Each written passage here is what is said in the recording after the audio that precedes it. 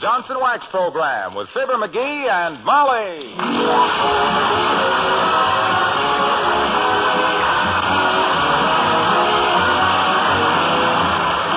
The makers of Johnson's Wax products for home and industry present Fibber McGee and Molly, written by Don Quinn and Phil Leslie, with music by the Kingsmen and Billy Mills Orchestra.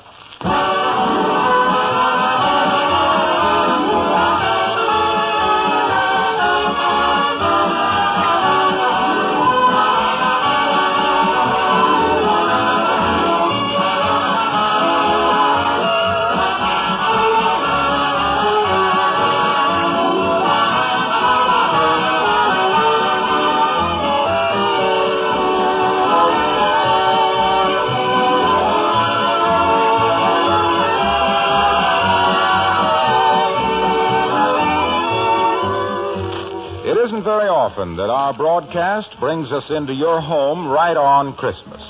All of us on the show and the makers of Johnson's Wax products consider it a privilege and an honor to be included in your family circle tonight and to have an opportunity to say Merry Christmas.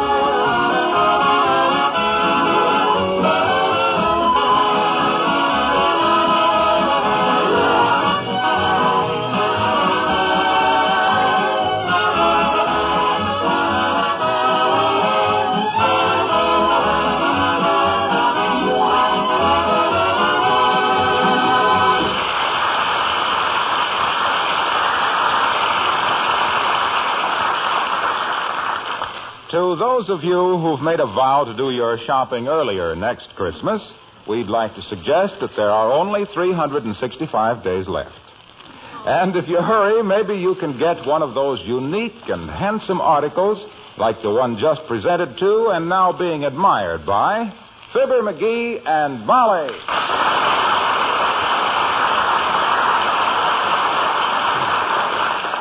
Imagine old Doc Gamble giving us one of these, Molly. Isn't that the most beautiful present you ever saw? It certainly is. Gosh.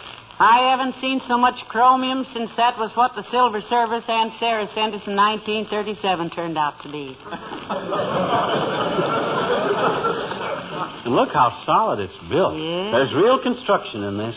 Certainly is well made. You don't pick these things up in bargain basements, kiddo. There was a lot of thought went into buying a thing like this. I'll bet there was. Yes, sir. What is it? What do you mean, what is it? I mean, what is it? Why, it's one of those things that... Well, you use it to...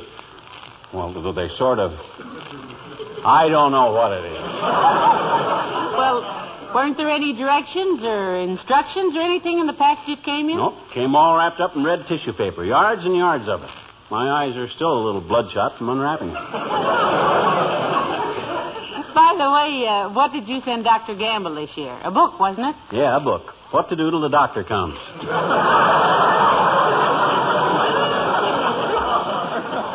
But this thing, I'll be doggone if I know whether to listen to this or cook with it. I don't know whether to tune it in, turn it on, or toss it out. Well, we just have to ask Dr. Gamble what it is. Oh, no. We can't do that. That wouldn't be polite. And when did you start being polite to Dr. Gamble? Oh, well. You're usually at each other's throats like a couple of necktie salesmen.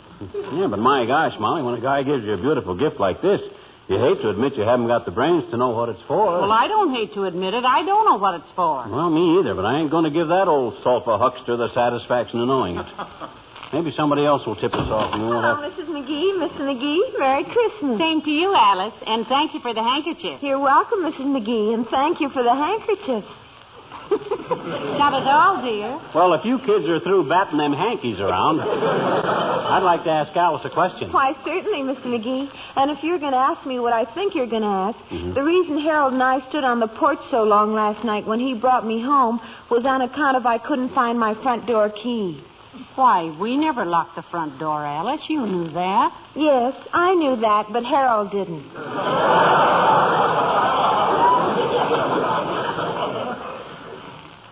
Who's Harold, Alice? Oh, Harold is a fat old lady who was a buyer for the corset department at the Bonton's nephew. She's nice, though. Who is? Harold's aunt. Oh. She's a corset department buyer and also substitutes for the manager of household goods when she takes a day off in the basement just to the left of the elevators. Oh, down there. Look, we got a door slam coming up here any minute, Alice. So let's get down to business. You see this thing that Doc Gamble gave us for Christmas? Creepers, isn't that beautiful? May I use it sometime? Oh, you certainly may, Alice. Anytime, and we'll watch you. How do you use it, Alice? I mean, I just wondered if you use it the same way we do. Oh, I probably do, Mr. McGee. How do you use it? Now, he asked you first, dear. Yeah, I just wanted to be sure you knew how to operate it, Alice. I wouldn't want you to get hurt, you know. Get hurt with one of these things? Oh, Mr. McGee, you say the funniest things. Well, I've got to go now. I have several more presents to take around. Where are they, Alice? Did you leave them upstairs? No, I left them right here in the hall. No, Alice, please. Not on Christmas night, Alice. Right here in the hall table drawer.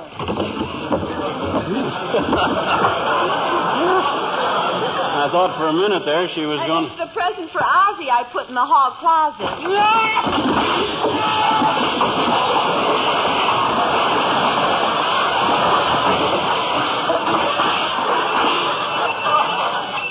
No. Come to think of it, I mailed it to him. Well,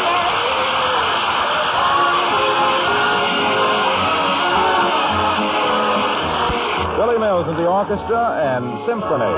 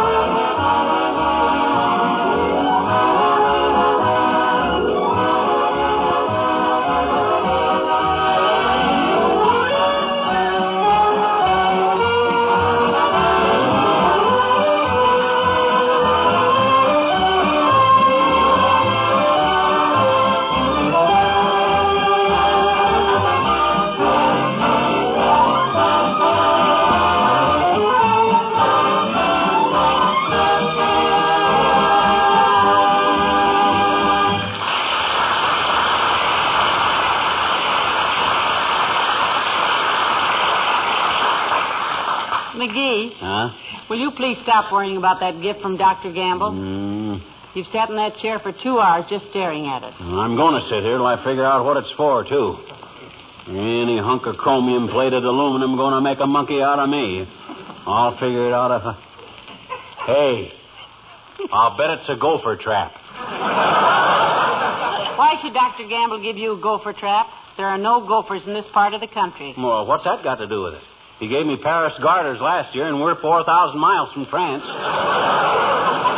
Well, you've been through France. You've never been through a gopher hole. Look, let's analyze this thing. Now, here's the handle here on top, see? How do you know it's a handle? Well, it stands to reason. It's kind of a loop that just fits the hand. Well, I've got a gadget out in the kitchen with 4 of those loops on it, and it's an egg beater. Okay, but let's just say it's a handle, just for the sake of argument. All right, it's a handle. Fine. Now we're getting someplace. All right, just below the handle here, there's a circular disc. That's obviously to protect the hand against something. Such as what? Such as I don't know what. Yes. Then we got 2 long, sharp prongs sticking out below it, like daggers. Now then, all we got to do is figure out what a thing like that is for. Well, we've certainly made tremendous strides, haven't we? You knew that the minute you opened it up. Now, let me see. If I hold it like this and somebody jogged my arm, I'd have 2 holes in my leg. That can't be right. Isn't there anything movable on it, dearie? No working parts? I haven't been able to find any. However, a few minutes ago, I was turning it this way and that, and all of a sudden a sharp pain went through me. Kind of a stabbing sensation. Like electricity or something? No, like you'd left your manicure scissors here in this chair and I'd sat on them, which you had and I did. Well, you were using them last, dearie, cutting stamps off the Christmas cards. Yeah, well, I wanted them for my stamp collection.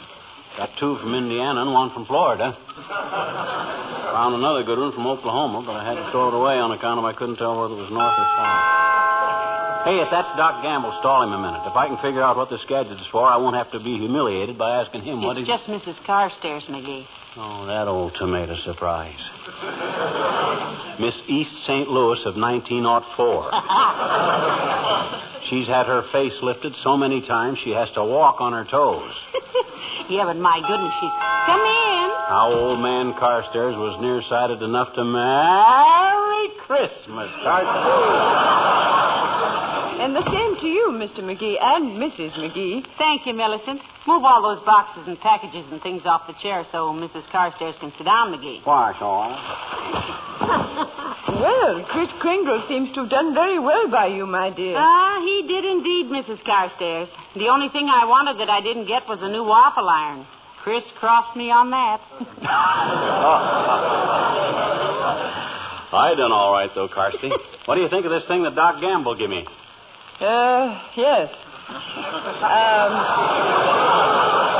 I gave my husband one of those for his birthday. Oh. They make a splendid gift for men.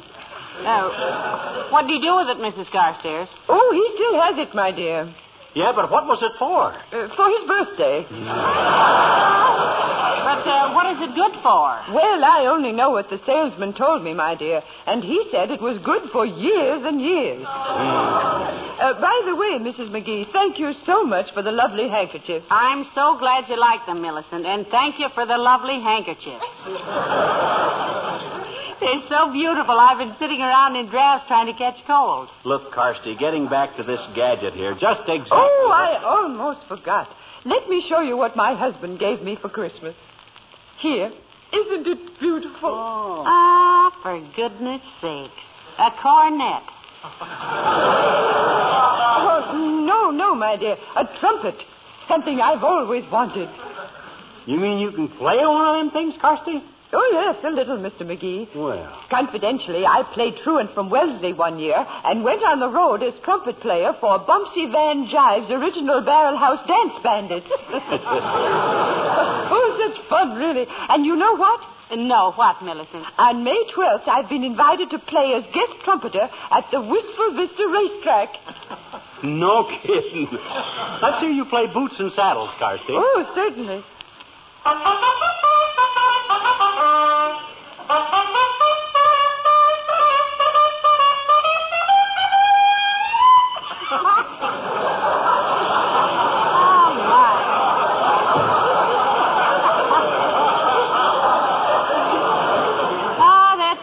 Millicent. Yeah, you better go easy on that hot finish, though, Carsty.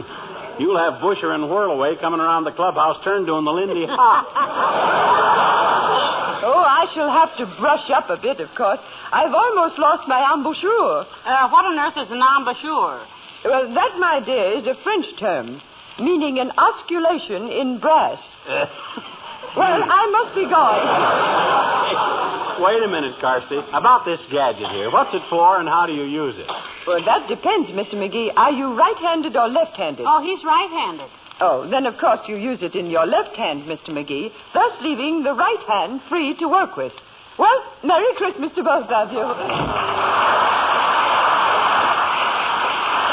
At least I know this thing is to be used in the left hand. That's a big help. Can you imagine her playing the trumpet, McGee? And very well, too, I thought. Yeah, I can hardly wait for her guest shot at the racetrack. That'll be the first time anybody blew their brains out before a race. Hey, do you suppose this thing could be a potato slicer? I do not. Huh? Anybody who approached a beautiful Idaho potato with a lethal weapon like that would get a nasty note from Governor Williams. Oh. Look, Huh? I have an idea. Let me see it a minute. Okay, but be careful. Them prongs are sharp. Matter of fact, a gift like this ought to be labeled from Harry to Carrie, with love. Harry,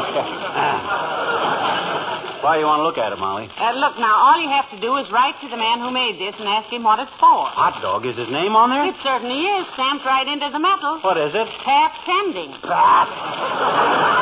Oh, Molly, that's the... Merry Christmas, Molly.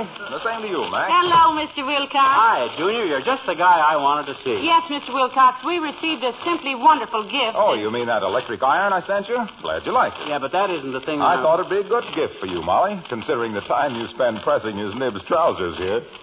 He's the only guy I know who always looks like he'd been smuggling cantaloupes in his pant leg. Ah, now, Mr. Wilcox. Look, Junior, when you grow up, you'll realize that clothes ain't so awful important. No. You ever try walking down 14th Street without any? Well, he means that you can't judge a man by his clothes, Mr. Wilcox. Certainly not. The seats of the mighty are often shiny, Junior. Remember that. It's better to have bags under the knees than under the eyes. There's many a dull character going around with sharp creases. Yes, I know. A wide lapel don't cover up a narrow mind, Junior. And a two-faced fella can look awful good in a single-breasted coat. Yeah. A loud check don't make much noise in the First National Bank, too, Well, either. so And why- the horsehair out of some people's shoulder pads would look a lot better on the original horse's neck.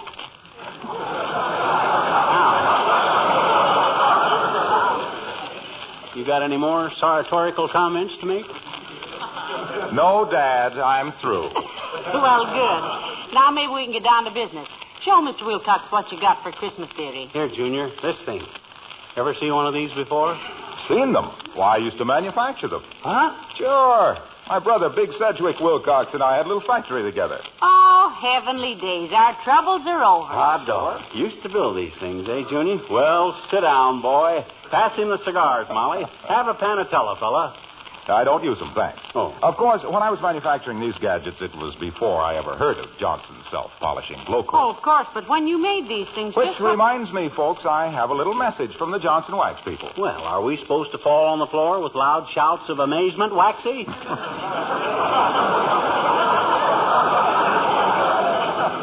You got more messages in your system than Western Union. Only every 10th word is Johnson instead of love.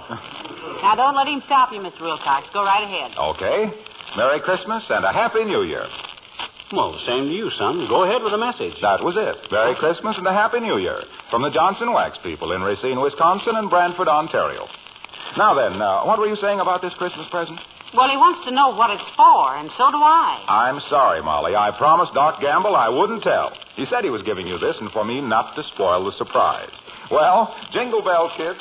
Jingle bells, kid. Why, of all the dirty, low-down tricks, he knew and he wouldn't tell. Maybe it's a puzzle of some kind, McGee. You can say that again. Hey, do you suppose this thing is a practical joke? You think it's liable to explode or squirt water out or something? No, I don't. Dr. Gamble doesn't like practical jokes.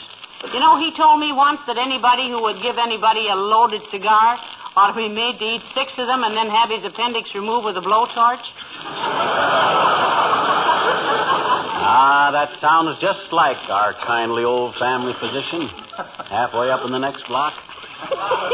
That Cowtown Kildare thinks the human frame is merely something for him and his buddies to play mumbly peg on. He snoops around among the various organs like a prospect in a Wurlitzer sales room. Besides which, if I... Come in. Well, for goodness sakes, Merry Christmas, Mr. Mayor. Thank you, Molly, and the same to you. Merry Christmas, McGee. Well, likewise, Latrivia. Hey, I got a kind of a problem on my hands, Latrivia. Well, glad to help you, McGee. What seems to be your trouble? It's this thing I got for Christmas, Latriv. Look. What's it for? What's it for, he says. That's all, brother. Class dismissed. Well, did you have a nice Christmas, Latrivia? Splendid, thank you. And you? Just lovely, Your Honor. I gave himself here a nice leather tackle box, and he bought me a new hat. He bought you a new hat? You betcha, and a beauty, too, Latrivia, if I do say so myself as I shouldn't. It's right there on the floor, right in front of you there in that box. Say, that is a beautiful hat. Hey, don't step on it, Latrivia. I won't, don't worry. I usually keep an eagle eye about me. Do you really, Mr. Mayor? That's interesting. I always carry an elk's tooth myself. But every guy to his own good luck piece, I always say. You misunderstood me, McGee. When I said I usually keep an eagle's eye about How me, do you carry it, Latrivia? On a chain? Of course not. Don't be ridiculous. I just Oh, said it's in a ring. Take your gloves off and let's see it, Mr. Mayor. I've never seen an eagle's eye ring. I do not have an evil eye. I mean eagle's eye. It isn't a case of having what do we care if it ain't a real eagle's eye, Latrivia? You mustn't be ashamed of a little thing like that. I am not ashamed of it. There's nothing to be ashamed of. I don't own one. Oh, it's one you borrowed. Something borrowed, something blue. A good luck piece will keep you true. Will you both stop this nonsense? Good heavens, I didn't intend to It may be convey nonsense to you, Latrivia, but to thousands of people a good luck charm means something. Maybe it's an elk's tooth, maybe an old coin, maybe an eagle's eye, but a charm... I tell you I have no charm. Don't be so modest, Your Honor. Why, you have lots of charm. Sure you have, boy. Don't lose confidence in yourself. Just look people in the eye. I don't want to look eagles in the eye. People in the charm. I mean to say, if I's an eagle, an eagle's eye is... I merely tried to say that I had an owl's ring, an elk's coin, tooth. And you mistook. You mistook. You understand? It's always every time I open my mouth, I was saying,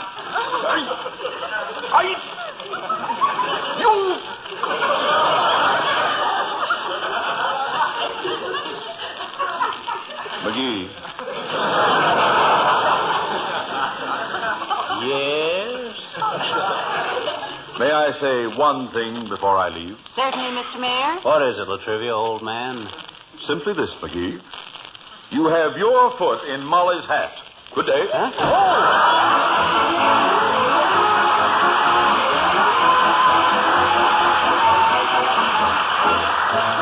And here are the King's Men with Jingle Bells. You have probably heard this song 100 times today, but this is how we warble it down Wistful Vista way. A day or two ago, when all the ground was white, I thought I'd take a ride with pretty Fanny Bright. I got my bobtail nag, 240 for his speed. I hitched him to an open sleigh and crack, I took the lead. Jingle bell, jingle all the way. Oh, what fun it is to ride in a one-horse open sleigh. Jingle bell, jingle all the way. Oh, what fun it is to ride in a one-horse open sleigh. Jingle bell, jingle, dashing through the snow in a one-horse open sleigh. O'er the fields we go, laughing all the way. Bells on bobtail ring, making spirits light. Oh, what fun to ride and sing a sleighing song tonight. Jingle bell, jingle all the way. Oh, what fun it is to ride in a one-horse open sleigh. Jingle bells, jingle all the way. Oh, what fun it is to ride in a one-horse open sleigh. The hour was getting late, so we started back right then. For Blondie waiting at the gate if we weren't home by 10. The horse was lean and lank, misfortune seemed his lot. He fell into a drifted bank and we got upset.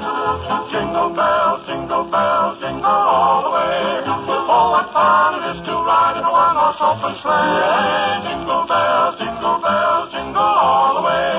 Oh, what fun it is to ride in a one-horse open sleigh.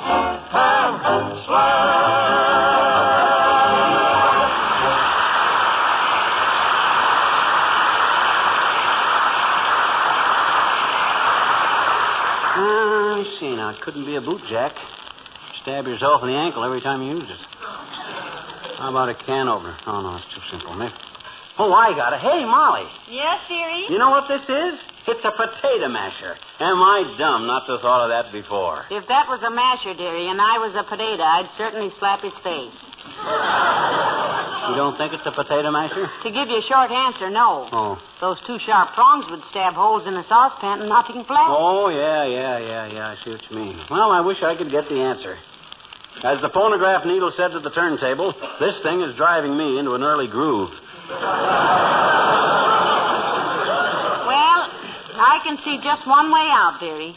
Call Dr. Gamble and tell him frankly that you don't know what his gift is for. Oh, I hate to do that. He'd have the laugh on me the rest of my life. Suppose it turned out to be a necktie rack or something simple like that. Wouldn't I look dopey? Well, my goodness, you can't sit in that chair the rest of your days glaring at it. Why don't you do something? Come in. Oh, hello, Dr. Gamble. Merry Christmas. Same to you, my dear. And even to you, Marblehead. Thank you, Aerosmith. It's always nice to see you in our little home. Thank you. Because while you're in our little home, we know you're not torturing some helpless patient. Stop it now, McGee. Why don't you two boys ever say anything nice about each other? That's a good idea, Molly. You first, McGee. Say something nice about me. My gosh, I can't think of anything. Neither can I. Oh, well. Have a nice Christmas, folks. Oh, just grand, Doctor. We got so many nice things. And some interesting things, too, Doc. Yes? Some of our friends really use their ingenuity. Now, you take... I'll get it. I'll get it. 79 Wistful Vista, Molly McGee speaking. Who? Yes, he's right here. For you, Doctor. Thank you. Just tell them to put a mustard plaster on it, and if the pains start coming too close together, they're smoking too much. I see. Hello. Hello, Gamble speaking. Who? Oh, yes, Mrs. Holland. He won't. Well, tie his legs together and try again. I'll be there as soon as I can. Goodbye. Nurse? Housekeeper. Can't get our turkey in the oven.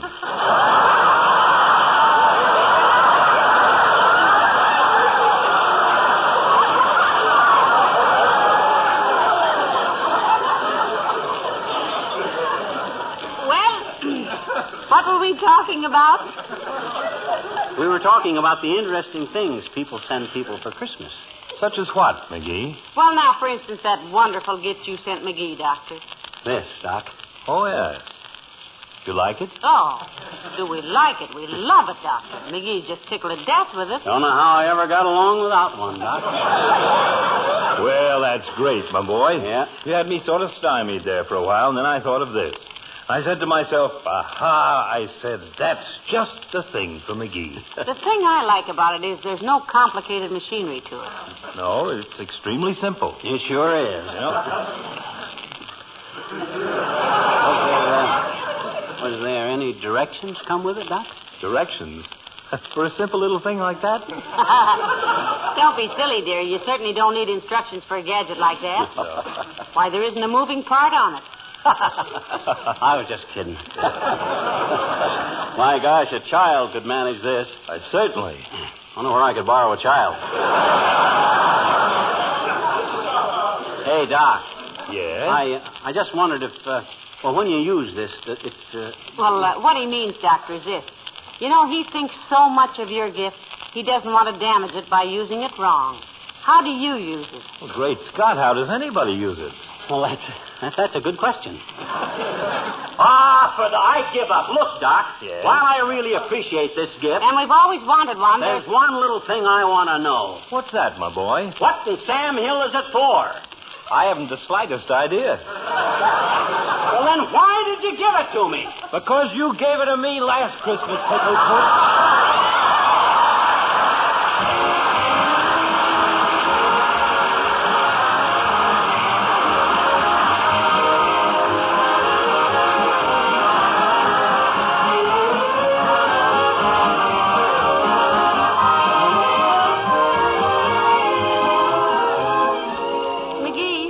If you really want to solve the mystery of that gadget, why don't you call the people you bought it from? They wouldn't know. Why wouldn't they? I just happened to think. I won that thing on a punch board. Cost me 70 cents. Oh, dear. Well, let's forget the whole thing. What do you say? I say this. Ladies and gentlemen, this is a very, very special Christmas. The first peacetime Christmas in 5 years.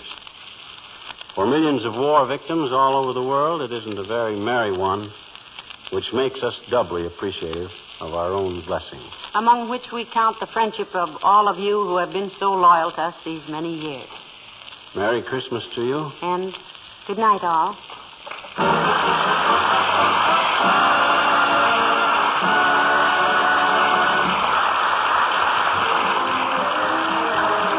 This is Harlow Wilcox speaking for the makers of Johnson's Wax Products for Home and Industry and inviting you to be with us again next Tuesday night. Good night.